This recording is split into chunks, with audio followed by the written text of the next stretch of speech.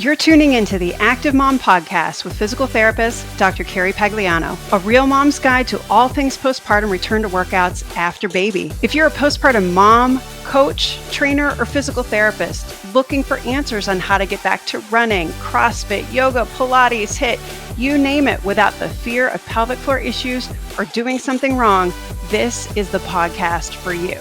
Let's start the show. As a physical therapist, there's nothing I love more than having a plan that works and a client with results that makes them jump literally for joy without the wet pants, without any pain, and without feeling like their organs are going to fly out of their body. If you're a postpartum coach, trainer, or physical therapist like me, and you want to get those results that are going to make you jump for joy, make sure to get on the wait list for the Real Mom's Guide to Postpartum Return to Run Pro Edition coming in September. Go to course.carriepagliano.com/R2R Pro22 to get on the wait list now. Can't wait to see you there. All right, welcome back to the Active Mom Postpartum Podcast. I'm your host, Carrie Pagliano, and we're here for another solo episode. This one, I think we've chatted about it with a couple of guests about the 12-week recommendation and guideline as far as return to run. And I wanted to dive into this because in general pelvic floor PT, one, there's more women that are getting educated and going to see a pelvic floor PT either before they deliver, after delivery, somewhere, after the baby's been born. And I think there's just more information available on social media, and this keeps coming up. And even like face groups that I'm on, I see like the average person saying, oh, wait till 12 weeks, when somebody's like, oh, 3 weeks, I feel great. And somebody's like, oh, no, you got to wait till 12 weeks. And I wanted to kind of back up and talk a little bit about the history and then where that guideline or recommendation, we have to remember that it's a guideline. Sometimes we might go sooner, sometimes we might go later. And unfortunately, that's going to require us to think. And that's hard. I'm not going to lie. That's hard for the average person. We would really like to just be like, hey, just do this and everything's fine. The problem is there's literally like 70,000 variables that are involved as far as return to run. Now, I do think it's fair to say there could be some parallels if you're, in the lifting world or CrossFit world or that sort of thing. I think there's some places to draw some parallels and some comparisons, but it's not going to be exactly the same. But I think filter-wise, overarching concepts.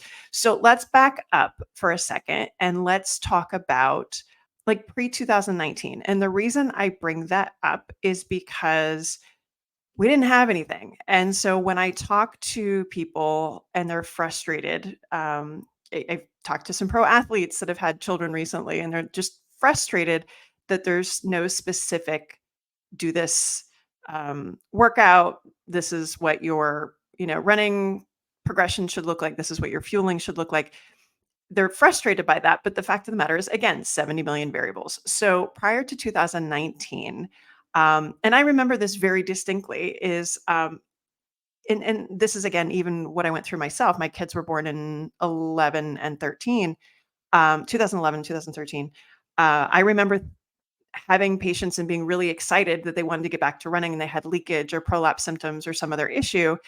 I'm like, great. I don't really know what to do with you. And I apologize. And there's a few people I'm thinking of in my head that I will forever be sorry, because we just didn't have that information. We knew that there was something we could do, that we knew that there was something that wasn't right about that. And some of that also, and I'm going to step back even a little bit further. I think there's still a lot that we are learning about the morphology of the pelvic floor, the functioning of the pelvic floor in normal activities like running. We don't have enough research there. We're starting to get a little bit more in normals versus people who have leakage symptoms or prolapse symptoms or things like that. And so with those things in mind, we said, go run, see what happens. And really the options that we had were, okay, do some strengthening, which again, runners don't tend to want to do. but we had no ability to screen. And I would say probably like mid 2000s, um, I became aware, I think it was Jade DeSherry's work. He had done some presentations at some national conferences about like a 5-step screening for return to run readiness from just regular sport perspective. And I do think this was included in the guidelines from the UK with Grania Donnelly, Emma Brockwell, and Tom Goom. And we've had Emma and Grania on the podcast a couple of times to talk about that. Um, and I remember, I think it was literally, wall sit. I think it was hopping in place, full plank, side plank. I feel like there was something else. Maybe it was a bridge, single leg bridge or something like that. And that was kind of, we didn't have anything. And I remember seeing this and being like, all right, I got nothing else. And we're using this to get back to running after, you know, Achilles tendinopathy, knee injuries, hip injuries, that sort of thing. Let's just try it and see what happens. And ironically, I was not the only one doing that. And that's the cool thing about the internet is before we were on social media 24/7, we didn't know that other people were kind of thinking the same thing. So when you run into people that you respect their thought process and you realize that they were kind of looking at it the same way, it kind of makes you feel a little bit smart for half a second. But you have to think that there's something to it that all of us are like, hey, there's got to be some way to screen this out and do better. But again, like back then, it was like, okay, don't do a single thing until after that 6-week clearance. And then at that point, then we can start to figure out what to do from there. But there wasn't any sense of 6 weeks, 8 weeks, like nothing. It was like, oh, go run and see how it goes. So some of us started to do some screening. And then in 2019, the UK guidelines came out. And again, understanding what those guidelines are, it's not written in stone. It's not meant to be the 10 commandments. It's, hey, here's some things that we extrapolated when really there's no specific data or papers that are pointing to what we actually want to find out. They pulled from return to sport for female athlete. They pulled from, some of the stuff that I was kind of looking at as far as general return to run. And again, if we're looking back at the methodology on a lot of this stuff, they didn't dissect out back in the day females versus males. Like that's the first thing I go to now. Is, what are you even looking at women because we're not the same and we shouldn't be treated as the same. Just like we know it's very obvious that treating a postpartum woman is not the same as treating just you know, a return to running after ACL injury or something like that. But we didn't have anything. So they had to start from somewhere, which um I guess is as good a place of any. And so the guidelines came out looking at adding some other screening items, looking at broad jump, looking at ankle strength, heel raise. That was the other one, I think in JD Sherry's, which I think is incredibly important because it just opened our eyes to start to pay attention beyond the pelvic floors. Like, let's look other places. Let's consider what is the impact on the pelvic floor if the leg and the calf aren't mitigating forces the way they need to. Does the pelvic floor end up, I say it ends up like the mom of the body that's like, all right, if y'all aren't doing it, I guess I'm doing. And that's where we end up with issues. So we've got this culmination of, okay, we don't know that much about what the pelvic floor actually does, period. And I would go so far as to say now we understand the mechanisms of stress urinary incontinence completely different now than even just like 10 years ago. We didn't really have a screening process and we didn't really have a way to progress people back. But we had a lot of this information we could just sort of mash up, and a lot of it I think has been just us playing in the clinic and figuring out, okay, this gives me information, this doesn't. The other thing that we know about soft tissue healing is generally at 6 weeks we're well on our way. I think it's around 75% soft tissue healing at that point. By 12 weeks we should be good to go. But again, this is just general principles. We don't have any specific data to speak to perineal scar healing rate or C-sections where you've got multiple layers, organs got cut into, like, we don't have that data. So we're just kind of, my joke is I would take whatever data I could find and just bastardize the hell out of it and see what happens. Because again, like there's no other choice at this point. So that's kind of where I think we started having the conversation about postpartum return to run and that 12-week mark. Um, At that point, so if we flash back to 2019, 2020, um, again, I don't know that, a lot of people were sharing as much information as they are now on social media. I think that's relevant because, we didn't have as many people having access to that. I don't think we had as many providers, hyper niching in female athlete, postpartum pregnancy, return to run, return to sport kind of practices, to be quite honest with you. I remember being very, very alone that that was my niche. And now I can scroll on social media and pull up like five or six in about 10 seconds. So I think all of those things are incredibly important to understanding, kind of the space that we were in. And then if let's jump ahead to where we are now in 2024. Um, it's our first Olympics coming up where we have equal number of women and men, not participating, but the number of events is equal. If we look at even just the last year in running events, we're getting a little bit more, symmetry and equality as far as media coverage. Take the Boston Marathon recently, we got a little bit more even coverage.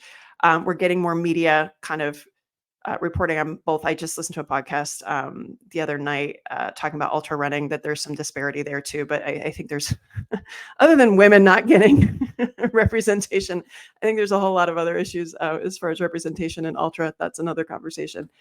Um, but I think we have more women um, in pro sport that are performing at a high level. And I think we have more women in pro sport that are sharing their pregnancy and postpartum journeys, what went right and what didn't go right. And I think that's also a point that we need to acknowledge, um, knowing that there's some comparison going on and knowing, again, everybody's got access to all this information. Me as a postpartum mom, am I going to turn to my favorite, you know, marathoner that I fangirl over, my ultra runner, that kind of thing? Am I going to fangirl over them and then try and figure out what they did, and have that be my return to run plan? Or do I take some time and effort and figure out what's going on with my own situation, understanding the full fact that I am not a award-winning ultra or marathoner or racer, and I'm just a recreational runner. Um, so I think, and I want to bring up a kind of a specific case. I was reading through some social media posts from Creth Arnold. She just got fourth at Canyon's 100K recently, and she's was able. There was a golden ticket that rolled down. For those of you that don't know ultra running, I'm just becoming obsessed with it. One, because it's beautiful, it's gorgeous, but there's no stigma about talking about nutrition and fueling. Um, but it's a long ass way to run. I'm not gonna lie about that. Like, I wish I had that capacity, don't have it right now, but I'm kind of in awe of it. And she was very open with her, second pregnancy. She ran a 50-mile race at 14 weeks, and she's like, "Yeah, I wouldn't recommend it." And then delivery, didn't really talk much about that. And then at 8 weeks, talked about, oh, I've got some hip soreness. My pelvic floor reminds me. I've got sleep deprivation. I'm navigating breastfeeding. She's talking about that a little bit and saying, hey, I'm just trying to feel this out. And then did a 50K at 9 weeks, placed fourth. But talked about, I've got some looseness in my hip, especially from relaxing from breastfeeding. We'll put a pin in that one and come back to it. But my mobility exercises help. This is what my fueling is. If you've got questions about pregnancy, postpartum, return to run, DM me, let me know. So we've got that.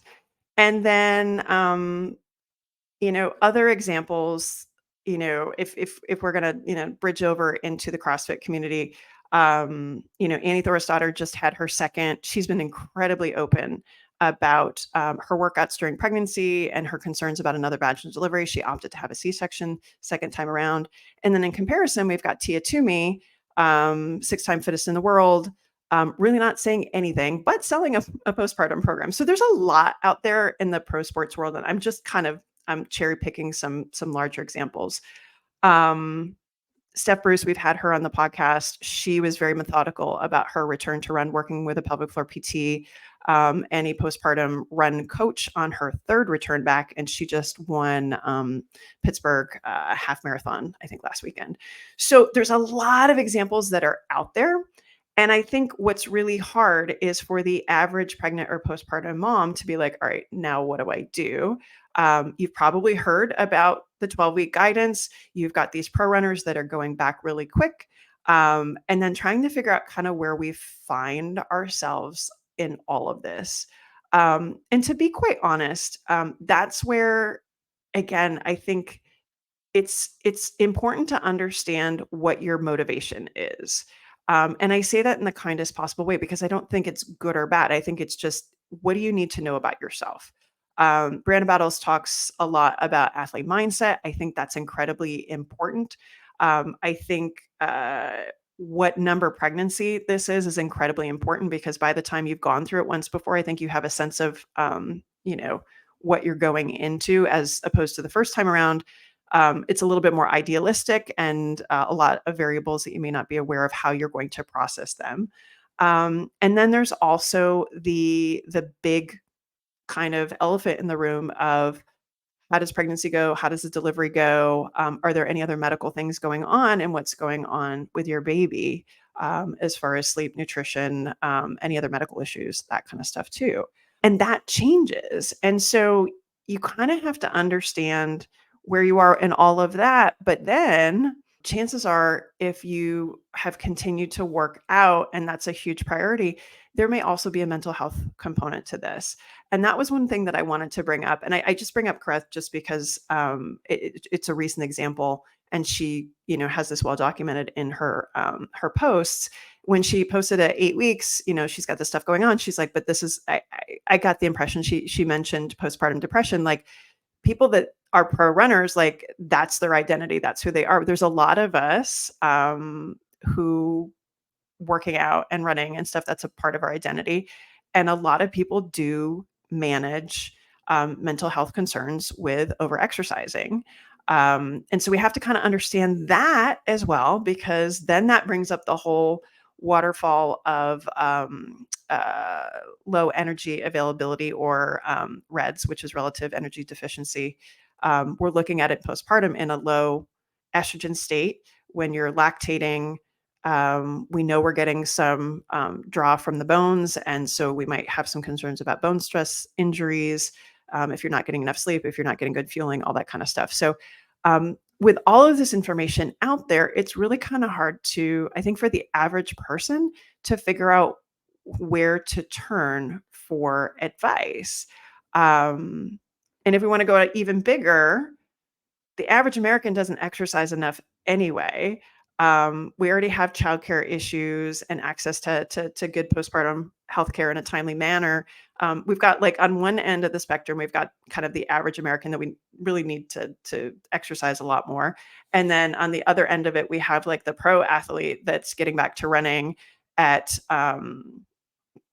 at 3 weeks, and this is their day job, and they, we talk about bone health and nutrition and fueling and overloading and that kind of stuff. So there's so many things along that spectrum, and you kind of have to start by figuring out where you fit, and what your concerns are. And I think the first kind of screening item to be like, all right, this is going to give me a sense of where I'm going to be in that 12-week spectrum, is what's going on from a post-delivery kind of physiology, health, sort of even mental health scenario for you and the baby, because that needs to be addressed first. I think when you don't have those issues, you're going to jump to that conversation of um, getting back to running at 3 weeks.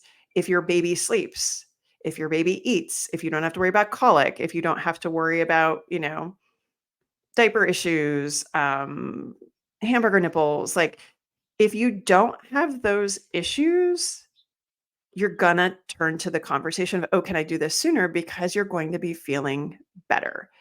And I think that's an important thing to consider when you're playing the comparison game, whether it's, pro athletes or somebody that you just follow on Instagram that kind of looks and feels like you. Um, I think we've got enough sense, and there's some research to look at this as far as, mom comparison. If it's like an influencer or somebody in pro, like I think we have a sense of like, okay, maybe I'm not them. We'll pull a few tidbits from there. But if it's something that looks like, the average person, we might compare and have a little bit more impact on our self-esteem. And that's where I'm incredibly mindful that yes, I have letters behind my name. This is my day job, that sort of thing. But I'm also the average mom, like physically, there ain't nothing special here, like, not at all.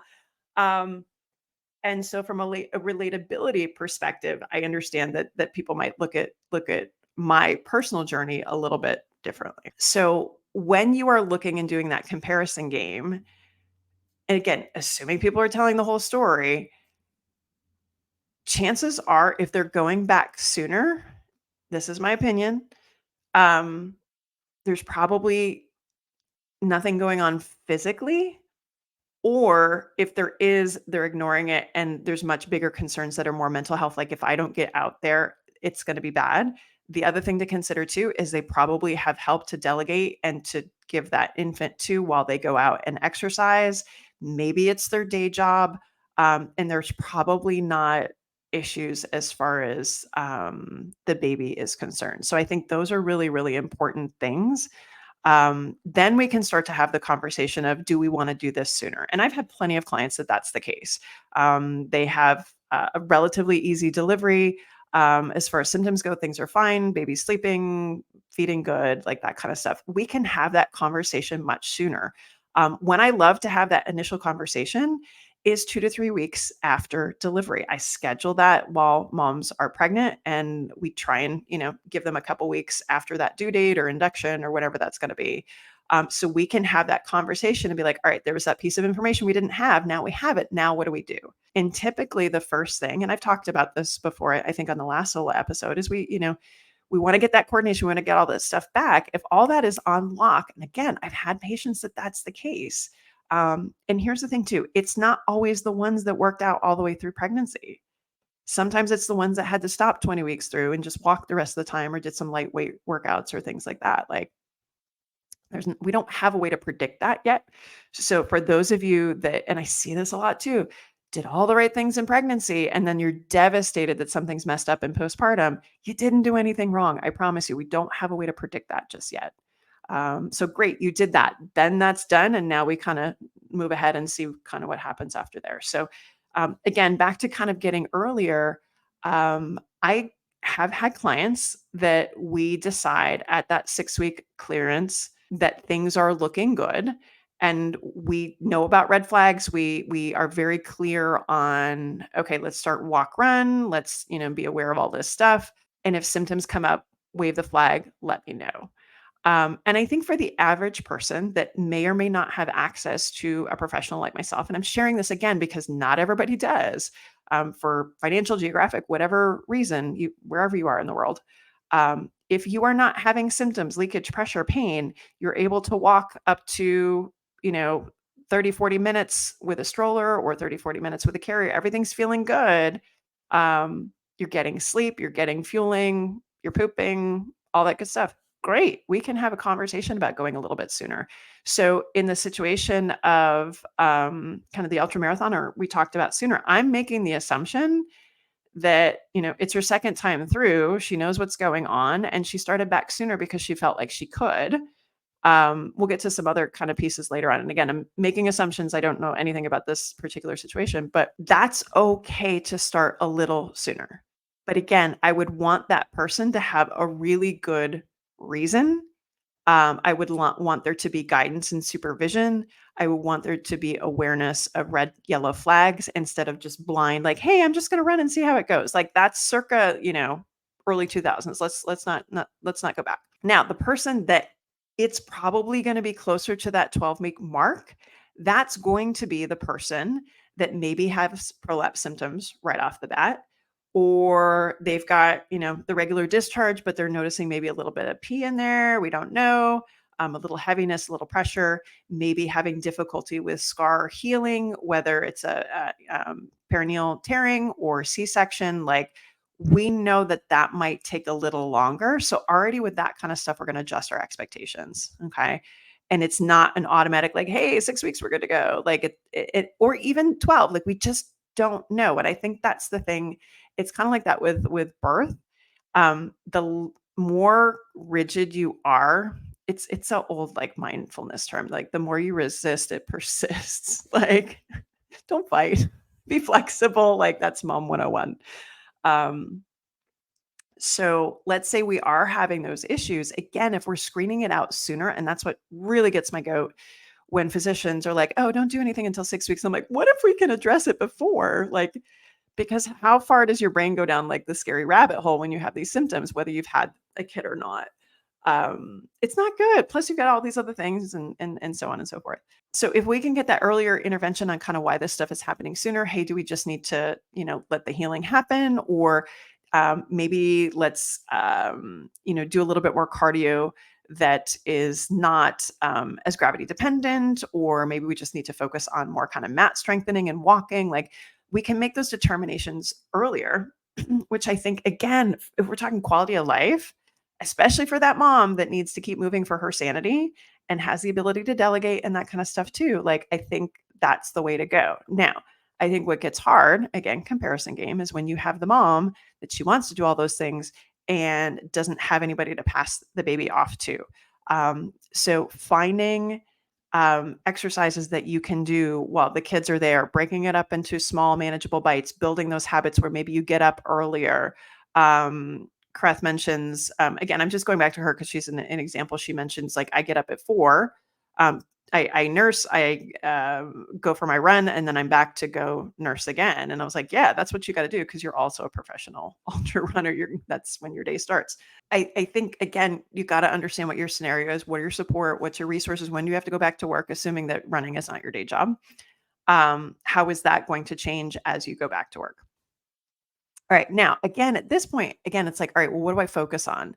And this is where I think it gets a little tricky because what we do know from the research, I think Shefali Christopher looked at kind of some deficits, pregnant versus not. I think this was in the Journal of Women's and Pelvic Health PT maybe a year or two ago. I mean, it's kind of the general stuff that we expect. So hip weakness, hamstring inflexibility, like core weakness, that kind of stuff. Like nothing earth shattering that we're like, oh, that's new. Um, Jennifer Bagwell, she looked at the difference between running form in pregnant versus postpartum runners. And the big difference there is pregnancy, we don't have a lot of trunk rotation. And then throw us into postpartum and like that internal rigidity that comes from having a baby kind of locking down your trunk is gone. And you don't have core strength and coordination to kind of back it up. So we still kind of run a little rigid in that respect because we don't have that control. So, I mean, I think knowing those things, I think it's generally accepted at this point with most of the general return to run postpartum programs that I'm seeing right now is people are saying, oh, we got to do some core work. We got to do some obliques and some rotation. Great. Fine with that. Hip strength. Totally fine with that. Balance. Totally fine with that.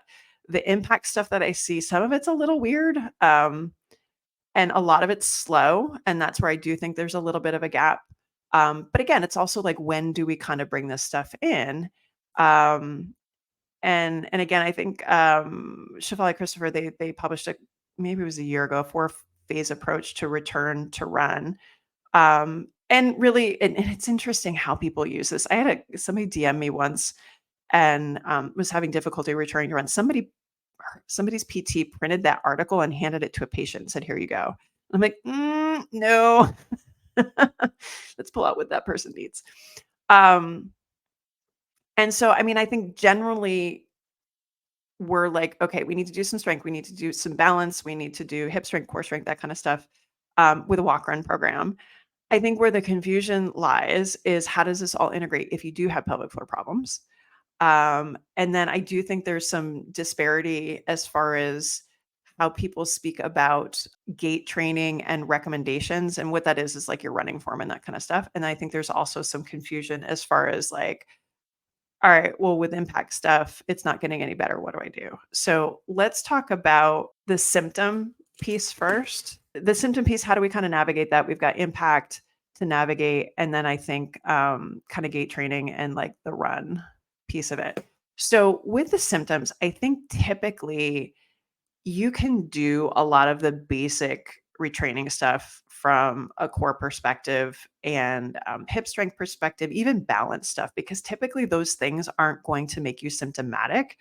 So if you're looking for kind of where to start on this, again, I typically use a return to run readiness screen, regardless of what you're going back to, because it screens out those items and gives you a place to start. Now, that said, you can pass all those items and be symptomatic in running. You cannot pass all those items and still run without symptoms. So again, it's just a tool. We don't have anything written in stone. All right, so let's talk about symptoms.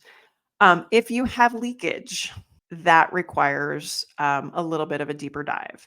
If you have prolapse symptoms of heaviness, it requires a deeper dive.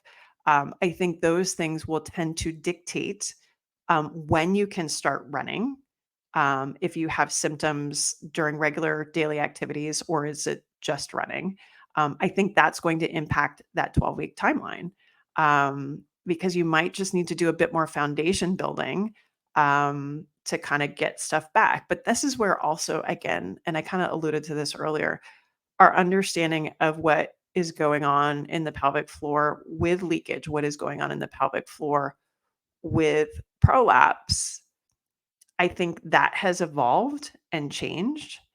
Um, that's just general information. And then I think we are finally starting to understand symptomatic versus asymptomatic. Like, what are the anatomical differences? What are the muscle strategy differences? Like, and I think honestly, with I don't know that our explanations are right. I think we're stumbling upon interventions that are working. I don't know if our explanations are right, and problem is we don't have research at this point. So, let's take stress incontinence, for example. I think for a very, very long time, we were all trained, and this has kind of spilled over into the public, a strong pelvic floor and you'll be fine, right? And now and I think the understanding was if you have the ability to contract and relax your pelvic floor and it is strong, it will support the bladder and hold back urine when you run and jump.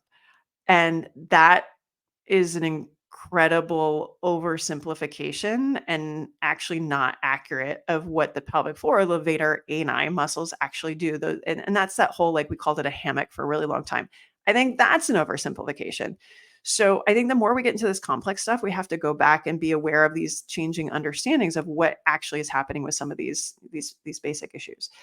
Um, so what we're starting to understand a little bit more now about stress urinary incontinence is it's not necessarily levator ani dependent.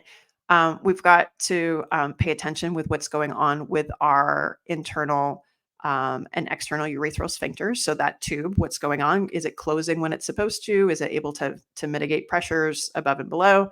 And then the other thing is understanding how intra-abdominal pressure impacts kind of support of the bladder and compression of that urethra against the fascia and that fascia integrity. And that's, again, where I do think pelvic floor muscle training does come in to kind of understand the role of that to tension the tissues and provide support, as well as the position of the bladder and the urethra. If they're high, we tend to be a little bit better. If they get a little bit lower, things seem to be a little bit worse. But again, like, can we impact that from a conservative perspective? So all that stuff aside, okay, and starting to learn kind of what happens in women who don't have symptoms versus symptoms, what is that, how does that translate? And I think where we are now a little bit, and again, I'm trying to figure out, and I'm not there yet, I'll be honest. I think there's been this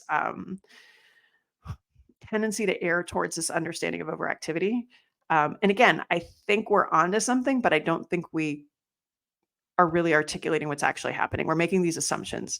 Um, but overactivity and high tone has definitely been something where we've been erring for a long time with exercise. We're like, oh, if you have leakage, do Kegels. And then we realized that that wasn't helping everybody. And then we realized, okay, well, if we actually work on relaxation and coordination and then build up strength, does that address symptoms? And it does.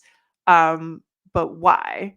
And why is it in some people and not others? And again, I think there's more that we need to understand there. And is it why do some people have overactivity? Is it as simple as, kind of how we explain it, where we're like, oh, you're stressed all the time, you're breathing up in here, you've got, TMJ issues. Um, it's going to increase pressure down. Your brain doesn't like that, and so it'll come up in a little bit of overactivity.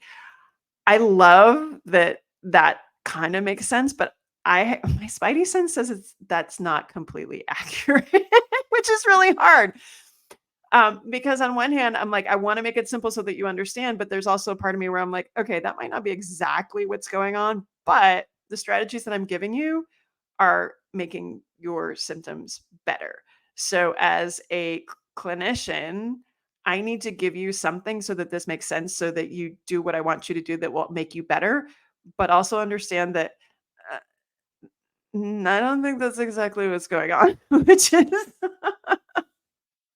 it's good news, bad news. So if you are a newer clinician, you're gonna be like, "What? We don't know what's going on." And if you've been around as long as I have, and you're like, "Yeah, I don't think what we say is going on is exactly that because what we're learning and the research about what's happening with the pelvic floor and the organs and the urethra and the bladder and all that stuff doesn't really match up." So anyway, that's another conversation for another day. All goes to say, we're learning. And sometimes that's backwards. Like we're trying different interventions. It's helping. And then I think then it's going to make us go back and try and figure out whether our explanation is accurate or not. But at the end of the day, if you're, a mom listening to this and you're like, "Ooh, she just went off the rails," um, just know that the interventions that we're giving you are working. We're just full of shit as to why. Um, which is easy to say, and actually kind of exciting, when you've been at this as long as I have, because I love that I don't know everything, and somewhere the answer exists. Anyway, back to kind of what we're talking about. Um, I think we're at an interesting point where a lot of, kind of we're trying to address leakage, trying to address prolapse, and coming into it with, this, like, high tone sort of thing that, again, may or may not be right. But I think the emphasis is good because it steps us back to look at, okay, what is actually going on? Are we able to contract, relax? We're looking at the rest of our day and the potential impact on what's going on down below. We're looking at genetics, how we used our bodies before having kids. It's much bigger picture. We're looking at integrating full body exercise. We're looking at impact. We're looking at strength in the extremities and the ankles, all that kind of stuff. We're looking at balance. I think in that respect, um, we've definitely made a nice shift that has resulted in a lot of people with improvement in symptoms and ability to go from leakage in a run to being dry, or pelvic organ prolapse symptoms in a run to being able to run symptom free. Um, but it really is, kind of collaborative game at that point. So if we know somebody's having symptoms, we're able to do that baseline strengthening. It's like, how do we know when to start? And the first thing, again, is to make sure that they're getting through daily activities without symptoms. Can we gradually expose them to more challenging activities? Can we introduce introductory impact that's less than what they might experience with running? And when we start to introduce running, can we do it in a way, again, that's less than? And so uphill running is something that a lot of people have been playing around with, whether it's outdoors or on a treadmill or things like that. We know that that's going to be less likely to bring on symptoms than downhill running. And I think that if you've had pelvic floor symptoms, you're gonna be like, "Oh yeah, no, I totally got you there." But uphill is actually even a little bit more than flat or uphill hiking or things like that. So again, it's giving us a place to start. Um, but as far as like, okay, do we do this before 12 weeks? Do we wait till after? I don't know that there's ever a circumstance in which I'm going to be like, no. it's not until that 12-week mark. I think there's room for conversation anywhere along the line. And it all is dependent on what's going on with those symptoms, what's going on with um, gradual progression and addition of more challenging tasks. And that's where, again, I think making sure that that foundation is solid and then gradually integrating. And I've been super open about playing around with Goodson's drills, running drills, where she has basically lowest to highest vertical impact force. Am I making a lot of assumptions there that that's what I should be doing? Yeah, 100%. But guess what? It gave me a list of things to play with in a more challenging order. And that's something that I started to dose in. We dose in bouncing. Okay, how does bouncing feel? Let's use that as our warm up. Get your body ready for that. Then, small jumps, and then we progress to lateral movements and multi-directional. And again, it might depend. If you're just going to be on a treadmill, it's going to be a very different progression than if you are a trail runner or a sidewalk runner or things like that, or if you just want to run across the playground and catch your kid. So again, that's where it gets super gray. And if you're not working with somebody, I think it can be incredibly confusing to figure out what to do, because you've got so many voices now being like, hey, do this, do that, do your, um, look at your running cadence, do it. And this is where I am like, no, no, no, we need to keep it incredibly simple. Let's see where the gaps are. And let's not stir the pot where we don't have to. And I've said this before. It's like Mom 101. How little do we need to do so no one dies? And I truly believe that PTs like to get too complicated, and moms can't. We ain't got time for that shit. Anyway, point being, figure out where the gaps are, figure out where you need to spend the most time depending on what your symptoms are. If you know the impact's going to be an issue, we sure as heck need to have some sort of impact progression. If we know that you're having some, core deficits, and, rotation stuff is really not your forte, and you're early postpartum, we know that that's a gap. Okay, great. We need something there. Like, make sure that we check those boxes that really are going to make the biggest difference, so that we can say, hey, let's go back to that run walk program sooner. Because ultimately, again, that's the goal. And for some people, they don't mind spreading that out over a several month period of time. Some people want to get back to that run before they go back to work so they can get back into that regular schedule again. But again, to go back to our initial question, it really does depend. So if you don't have somebody that's helping you guide, it's incredibly overwhelming to figure out where to go. And I see people try and navigate it. Even patients sometimes, I'll be like, oh, well, how'd you come out? We treat them for something else, and then they decide they want to run. And I'm like, oh, well, how'd you come out on the run readiness screen? Because I don't need to have them in the office to do that. And they're like, oh, I need to work on my running in place. I'm like, okay, understand what each of those components are. To address running in place, that doesn't mean you just practice running in place. If it were that simple, we'd all be fine. I wouldn't have a job. There's more components to that. If I have somebody that says, hey, I can't do running in place without becoming symptomatic, I'm going to back up, knowing that that's higher up on a vertical impact scale. I'm going to back up and be like, all right, well, what about these other ones? Can you do these other ones symptomatically? I'm going to take them back to just that point where they start to become a little bit vulnerable. And I want them to start there. And then we build back up. It's like, I don't know. I mean, it's one of those things. It's not as simple as, oh, I want to get better at running. Just run more. No, we know we need to strengthen. We know we need to work on other things. Like, you can't just do the thing over and over and hope that it just makes you better at it. It's like double unders. Doing more singles isn't going to get you better at double unders. It's just not. You have to do accessory motions. Same thing with pull-ups. Same thing with like any skill. Doing more of them, especially when you can't do it, isn't going to solve the problem. That's where we have to take a step back and figure out, okay, well, what can you do? Where's that edge that you start to have trouble? And then how do we fill the gap between there and the thing that you're having a problem with? And I think that's where having somebody that knows what all those little intermediate steps are, somebody that knows that progression, somebody that can acknowledge, okay, you know what? let's start here. Let's reassess again. Oh, you know what? We can skip some steps and get you there sooner instead of being like, okay, now we do this and then we do this and then we do, and then there's like 17,000 steps that you really didn't need to take in between. Because that will get you recognizing what you need to do to get you to that 12 weeks faster, but also efficiently and safely. I think that's where the benefit is of working with somebody who's running informed or that sport informed or things like that. Because again, there's more generalists that are picking the high points and they're missing those nuances in between, and that's quite honestly where the answers are the nuances.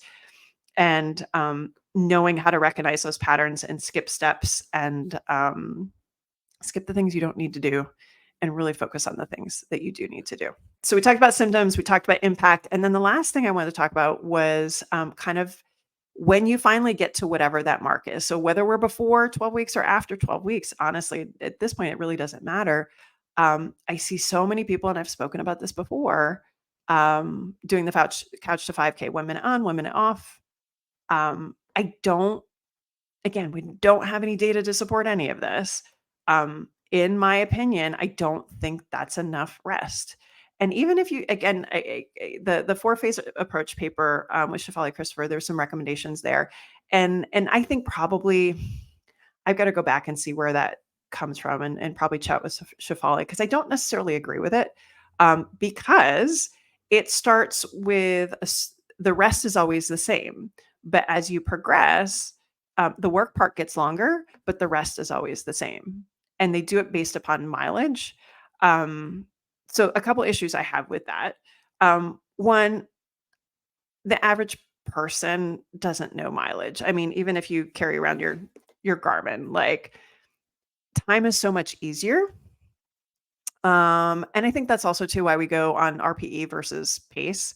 Unless again, this is your day job, we're going to be concerned about kind of just how we feel about our intensity of exertion. But if you're going more with the same amount of rest, um, what if it doesn't work? What if I gave you just 30 seconds more rest and you could still do more? And so that's where I do this like sort of progression where we start 1 minute on, 4 off, and we do that several times. Um, we do that 4 within the session if we can. We adjust if we need to, but we do that 2 to 3 separate sessions. Um, and we do that for a couple of reasons. Again, zero data other than, clinically what I've done with clients over the years. If something goes wrong, we nab it sooner. Or let's say things go great the first time, they don't go great the second time, the third time they're fine. Great, I think we're probably okay. But if you're changing a variable every single time, then you don't know what it's going to be, or then you're going to go down the rabbit hole and be like, oh my god, what happened? Do I need to start over? That whole fear factor comes in, and if you've had leakage or prolapse symptoms, fear factor is real. So I think I really do think that repetition of sessions is normal, or I'm sorry, not normal, but like beneficial. And then we progress up. So 2 on, 3 off, 3 on, 2 off, 4 on, 1 off. So as our work increases, our rest decreases, but it's still a decent amount of rest. Like not for nothing, it's still allowing us to rest and then repeat that. And that's something that I think I learned from working with women with issues with jump rope and singles and doubles is if let's say they leak at 30. Well, what if we stop at 25 and you rest for 10 seconds, which is an eternity in a workout. If you've ever done this before, you feel like everybody's staring at you. Then you can do 25 more versus let's say you go to 30, stop for like 2 seconds, and then you can't do 5 more. Like, what if we dosed more rest in and it would allow us to actually stack up and add more load to our training? And then we can slowly start to decrease our rest. And in a lot of cases that works, but if you never give enough rest to recover in the middle of it, you'll never know. And then you're stuck at that. And it's the same thing again with our person we were talking about, who's like, oh, I just need to practice running in place. I'm like, no, that's not it. Just doing more of it doesn't, like, you can't do more jump ropes to make it so that you don't leak. You have to find a way to keep nudging that ceiling and bumping it up. You can't just be like, all right, I'm gonna go to the wall every single time. I'm gonna go to the well and that I'm just gonna get more. I'm like, no, that's not how it works with dysfunction. That's how it works if you're trying to build training load without issues, but it is not how it works when you're trying to navigate leakage, pelvic organ pressure, pain, things like that. Yeah. So I guess the moral of the story here is if you're looking at this from an evidence based perspective, you're not going to find papers. If you come at this from an evidence informed, and I do think that those are different, we look at the data that we have and we make the best decision with the person in front of us, understanding that it might be sooner than 6 weeks. It might be longer than 12 weeks. It might be somewhere between 6 to 12.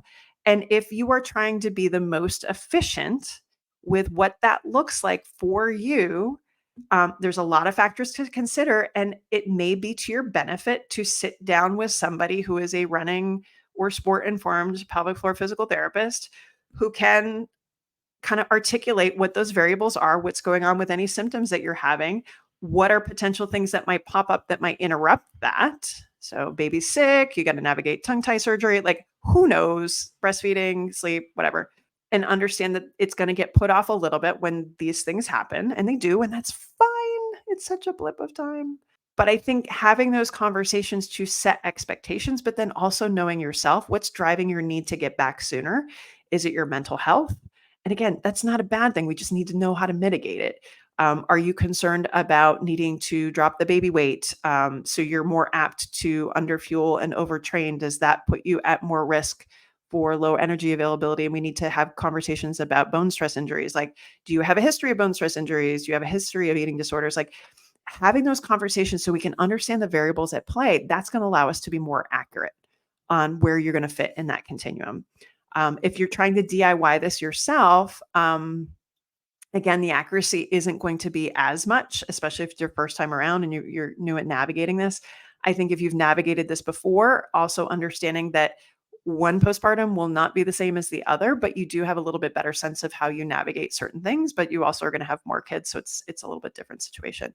But again, when at all possible, try and do it in such a way that you're considering all the variables at play, and that's going to allow you to, I think, temper your expectations or allow you to not necessarily fall victim as much to the comparison game because I am not Greth Arnold. I am not Sophie Power. I am not like Tia Toomey. I am not Annie Thorisdottir. Like, I know I am not those people, but that doesn't mean that I'm still not looking at them being like, well, why can they do that stuff and I cannot? Like, you're still going to do it. It's a lot easier to kind of sit down with somebody who can be objective about all of it, especially without the hormones, and be like, all right, this is what your current situation is. Tell me what your goals are. Let's walk it back and let's see where we can be realistic on this. So, in summary, is 12 weeks on the mark?